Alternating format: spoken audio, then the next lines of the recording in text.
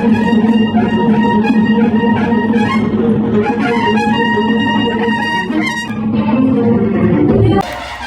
राज्याचे राज्य उत्पादक शुल्क मंत्री आदरणीय शंभूराजे देसाई साहेब यांच्या हस्ते हा ग्रंथ आज प्रकाशित होत आहे।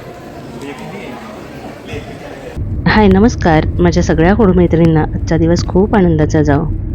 तर आता ऋतू बदलला की निसर्गसुद्धा बदलतो।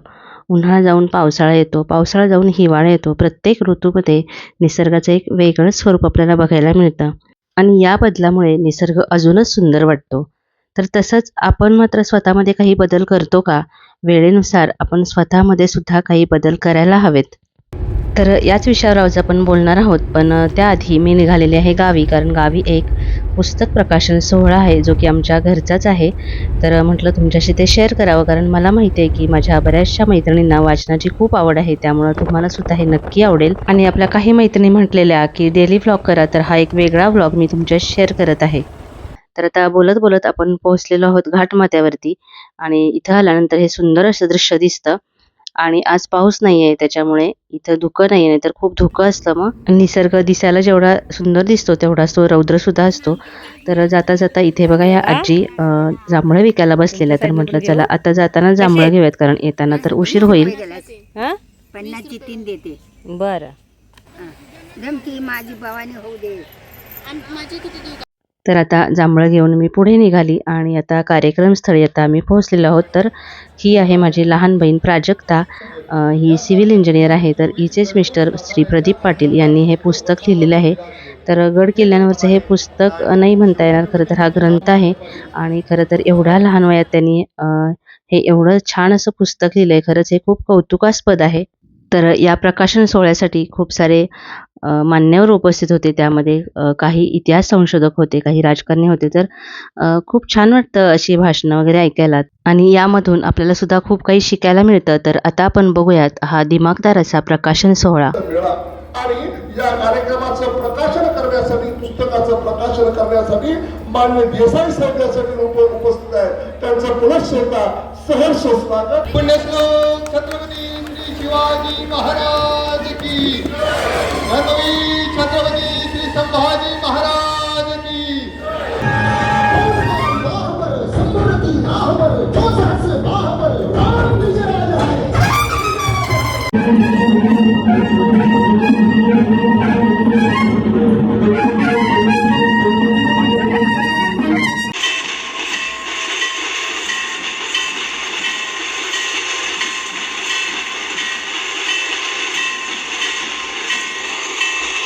महाराष्ट्र राज्याचे राज्य उत्पादक शुल्क मंत्री आदरणीय शंभूराजे देसाई साहेब यांच्या हस्ते हा ग्रंथ आज प्रकाशित होत आहे। तर हे आहेत दुर्ग जिज्ञासाचे लेखक प्रदीप पाटील। तर अशा प्रकारे हा सुंदर असा प्रकाशन सोहळा पार पडला। तर हा कार्यक्रम तुम्हाला कसा वाटला हे मला नक्की कमेंट करून सांगा। आणि आता आपला व्हिडिओ पुढे कंटिन्यू करूयात। जाताना पाऊस हा येणारच होता, कारण की बघा खूप ढग आलेले आहेत, त्याच्यामुळे पाऊस सुद्धा आला आणि यायला जरा उशीरच झाला। आणि सकाळी तर खूप ऊन होतं, तर आता बघा किती पाऊस आलेला आहे। तर याबद्दलच आपण बोलत होतो की कोणताही बदल असतो तो आयुष्यामध्ये आवश्यकच असतो। कोणतीही गोष्ट असू देत, आयुष्यामध्ये फ्लेक्झिबल राहायला हवं। हे मला आवडत नाही, ते मला आवडत नाही, मला हेच काम करायला आवडतं, तेच आवडतं, मी अशीच आहे, बदलणार नाही, असं केल्याने कुणाचं काही बिघडत नाही, पण आपल्या आयुष्यामध्ये मात्र काही चेंज होत नाही। तर आपल्याला ना गोष्टींच्याकडे दुर्लक्ष करता यायला पाहिजे, तरच आपण आनंदी राहू शकतो। आपण नेहमी ना भूतकाळात जगत असतो, त्याचाच विचार करत असतो आणि मग दुःखी राहत असतो आपण वर्तमान काळात। पण वर्तमान काळाविषयी विचार न करता आपण जे काही आधी घडून गेलेलं आहे त्याचाच विचार करत बसतो। म्हणजे आपल्याला कुणी काही बोलले तर आपल्याला खूप वाईट वाटतं, आपण त्याचाच विचार करत बसतो आणि या गोष्टींमुळे ना आपल्या आयुष्यातला खूप मोठा वेळ आहे ना तो वाया जातो। त्यामुळं अशा गोष्टींच्याकडे आपल्याला दुर्लक्ष करता यायला पाहिजे, कारण की आपण काय असतो ना हे फक्त आपल्याला माहिती असतं। आपण काय स्ट्रगल केलाय, आपण काय संघर्ष केलाय हे फक्त आपल्याला माहिती असतं आणि इतर जण फक्त त्याविषयी अंदाज लावत असतात। त्याच्यामुळं कोण आपल्याविषयी काय बोलत आहे याचा विचार न करता नेहमी आपण आपल्या प्रगतीचा विचार करत राहायचं। आपल्याला ना रोजच्या आयुष्यामध्ये खूप वेगवेगळ्या प्रकारची लोकं भेटत असतात, तर आपल्या एका मैत्रिणीने असं विचारलेलं की मैत्री कुणाशी करावी किंवा त्याचे निकष काय असावेत. तर खरं आहे, आता आपण लहान नाही आहोत, आपण मोठे आहोत आणि आपण अशाच व्यक्तींशी मैत्री करायला पाहिजे की जिथून आपल्याला पॉझिटिव्ह व्हाईब्स मिळतात. जे लोक तुम्हाला चांगल्या गोष्टी शिकवतात त्यांच्याच सहवासात राहा. आणि जे गॉसिपिंग करत असतात, कारण जे दुसऱ्यांविषयी गॉसिपिंग करतात ते कशावरून तुमच्याविषयी करत नसणार. आणि काही लोक सतत आपलं मनस्वास्थ्य बिघडवण्याचा प्रयत्न करत असतात, आपल्याला डिस्टर्ब करण्याचा प्रयत्न करत असतात. तर कोणालाही असं तुम्हाला डिस्टर्ब करण्याचा अधिकार देऊ नका.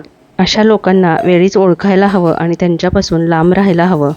कारण काहीही कारण नसतं तरीसुद्धा आपल्याशी लोक वाईट वागतात, आपली इमेज खराब करण्याचा प्रयत्न करतात. त्यामुळं लोकांना वेळीच ओळखता यायला पाहिजे. त्यामुळं अगदी 1-2 जरी मैत्रिणी असल्या ना तरी त्यासुद्धा पुरेशा आहेत.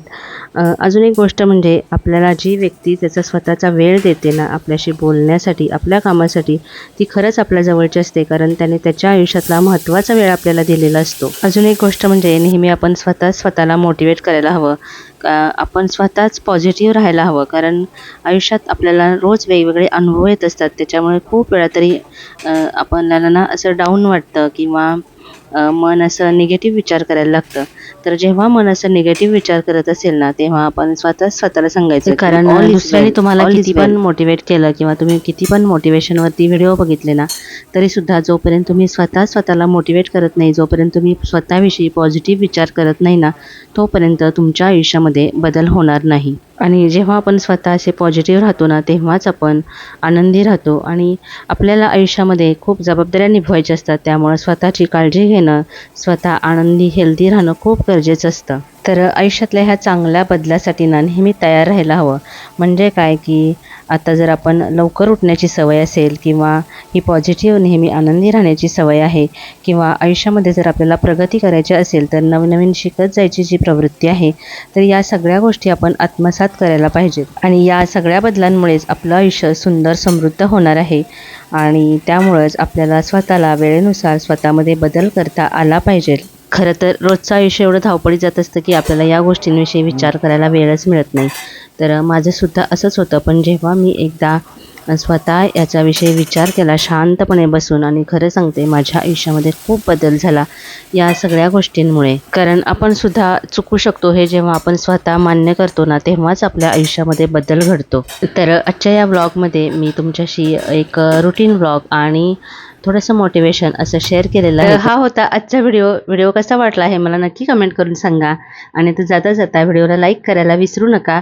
आणि अजून तुम्ही माझ्या चॅनलला सबस्क्राईब केलं नसेल तर प्लीज सबस्क्राईब करा. पुन्हा भेटूया अशाच एखाद्या छानशा व्हिडिओसह. तोपर्यंत खुश राहा, आनंदी राहा.